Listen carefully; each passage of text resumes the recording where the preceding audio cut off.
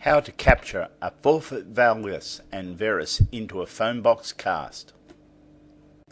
We'll be using the ICB ALM method for assessment and positioning in the foam box cast.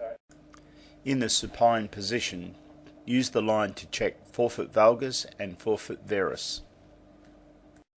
Hand position is very important to allow the assessment to flow. Maintain the anterior line while assessing both forefoot and rear foot planes for forefoot varus and valgus deformity. Next, check your assessment with a protractor or goniometer to assess the degree of deformity in the forefoot.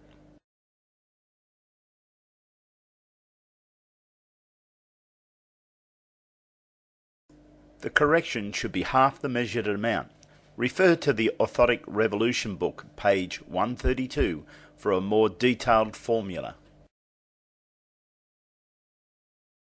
To create a forefoot block for the foam box, use an ICB pre-made forefoot 4 degrees or 6 degrees addition and trim to the size. The forefoot wedge or block can be used for both forefoot valgus and forefoot varus in the foam box cast. Commence by placing the EVA wedge in the foam under the 5th metatarsal head position. Once you've placed the forefoot wedge into the foam box cast, you can commence the casting procedure. Gently place the foot on the foam box. Use the ALM line to position the foot. Commence casting by depressing the foot anterior to posterior to break the foam. Depress the foot to the base of the foam. Whilst casting, you need to check the position of the foot. Maintain the anterior line in the ideal position. Removing the foot from the foam box cast is very important, so make sure that you lift the foot vertically to maintain the heel shape in the cast. Once the EVA wedge is removed, the forefoot block will become evident in the foam box. If captured correctly, forefoot and rear foot will sit on different planes and be clearly visible.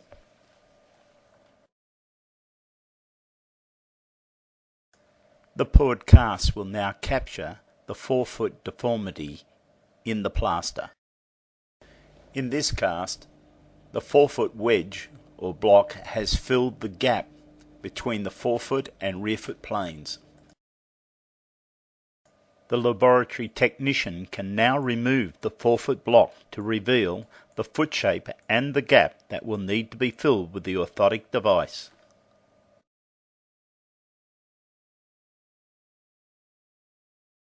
A major benefit of this casting method is that the practitioner has full control over the finished prescription.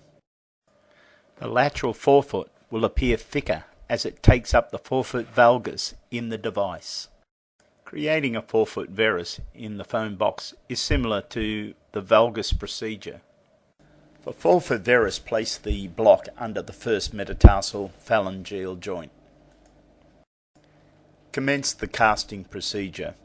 Maintain the ideal or neutral position. Whilst maintaining the position, rock the foot anterior to posterior to break the foam, and then make sure that you depress the foot completely to the base of the foam.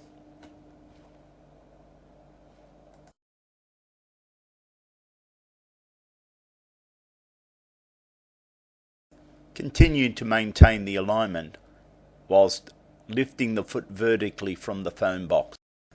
Once you remove the EVA block, the forefoot varus will be revealed in the cast. You can now proceed to pour the plaster cast.